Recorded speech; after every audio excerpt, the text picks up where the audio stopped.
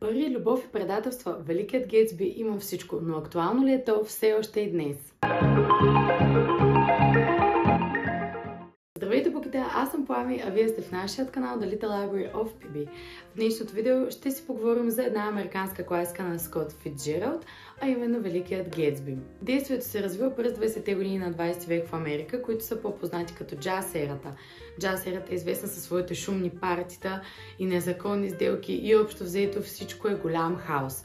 Въпреки хаоса на десетилетието обаче, атмосферата винаги е спокойна. Сюжетът започва с това, че Ник се мести в едно населено място, наречено Уестек, където бива въвлечен в свят на измами, тайни, пари, афери, любов, общо взето наистина всичко, за което може да се сетите. По някаква случайност той се оказва обаче съсед на Джей Гетсби, който по това време е много известен и богат човек, който винаги организира уникални партита, на които всички искат да отидат, освен този, когото той чака. Ник и Джей са представители на две различни неща в джаз ерата. Ник е представител на Old Money, докато Джей е представител на New Money. Old Money са парите, които са заслужени с тежък труд, които са в семейството, общо взето не могат да бъдат отнети лесно. Докато парите на Ник, новите пари са придобити в повечето случаи нелегално, могат да бъдат отнети по много бърз начин, чрез разкриване на всички незаконни и мръсни сделки, които се въртят, и са представители и са индикатор по-скоро на това, че заможността не означава винаги удовлетворение. Като заговорихме за заможност, ви представям и другите герои, Дейзи и Том. Дейзи и Том са съпруг и съпруга, които са представители на материализма, живеещи в голямо имение, разполагащи с много пари, прислуга навсякъде, не трябва даже и пръста да си мърдат. Дейзи е втора братовчетка на Ник, но и стар любовен интерес на Джей. Освен на новите пари, Джей е представител и на американската мечта. Това е една утопична идея, където всеки има равни възможности с останалите, всеки има имот, всеки има пари, нещо, което е недостижимо. А Гетсби е представител именно на това. Около него има още две интересно интерпретирани идеи. Едната е за зелената светлина, която той гледа всяка вечер, която символизира неугасващата надежда, която понякога не е нещо добро, защото ни води до крайности и завършва по фатален начин, но все пак надеждата умира последна. Другото нещо са партията, които той организира. Те са символ на цялото това богатство, което обаче не носи никакво вътрешно удовлетворение. Точно това морално падение обаче бива наблюдавано от очите на доктор Ти Джей Екълбърг, които са на един постер в Долината на пепелта. Ще се опитам да намеря снимка и да сложа как изглеждат Уестек и Истек и Долината на пепелта. Долината на пепелта общо взето е гетото. Няма друга дума, която да го пише по-добре. Хората там са от работническата класа, не разполагат с почти никакви пари, живеят доста мизерно. И както се личи от името Долината на пепелта, всичко е в пепел. Там минават големи индустриални пътища, влакове, общо взето заводите се намират там, е доста западнал начин на живот.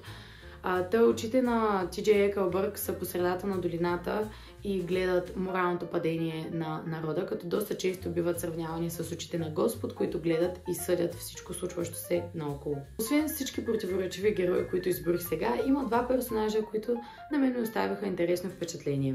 Единият е един съмнителен тип, който се занимава с какви ли не мръсни сделки, подменяне на резултати в състезания и действително доста долни неща. Това е Майер Улфсхайм. Друг интересен персонаж е бащата на Гетсби, който се включва чак в края на сюжетното действие и най-накрая разбираме неговата гледна точка за начина, по който е протекал животът на синът му. Сега преминавам към два въпроса, които изключително много ме глождаха през цялото време. За хората, които не са чели книгата, не очаквам да ги разберат, но въпреки това ще се опитам да ги формулирам по начин, по който не издавам нищо. Въпросът, който най-често се задавах, е защо за Бога Ник продължава да пази тази не толкова тайна, защото доста хипотетично е развита в чужите усти, но все пак Ник, знаейки истината, защо не казва нищо по въпроса. Другият ми въпрос е свързан с Ник и Джордан. Една потенциално хубава история, любовна, която можеше да се развие и виждахме начинките на тази история, но за съжаление в края на романа моите надежди просто се изпариха заради нещата, които се случиха. Това беше моята любима двойка от цялата книга. Общо взето, книгата е лесна за четене. Въпреки малкият ѝ обем, само 200 страници, действието се развива бавно и не се препуска през всички събития. Друго нещо, което оставя впечатление, е това, че героите са многопластови и доста противоречиви. Тук няма лош и добър, тук няма герой и злодей. Както в живота всички имат своите падения, но всички имат и своите хубави моменти. Затова смятам, че доста копира реалността и е представена по много интересен начин. Засегнати са изключително дълбоки теми, като аз ще спомена само 3 от тях. Това са материализма, преследването на нереалистични неща и разделението на обществото на класове. Тези трите са главните, които на мен ми направиха най-голямо впечатление. Сега се връщам обаче с тях към въпроса от началото на видеото, дали това все още е актуално и днес. Аз мисля, че е изключително актуално и в днешно време.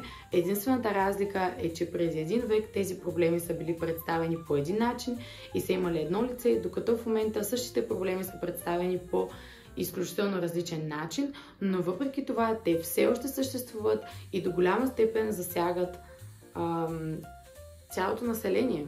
Смятам да завърша видеото с един цитат на този съмнителния тип, Майер Улфсхайм, който ми остави най-голямо впечатление. Доста хора си харесват други цитати от книгата, хвалят и обясняват други цитати, но това е цитата, който на мен ми хареса най-много.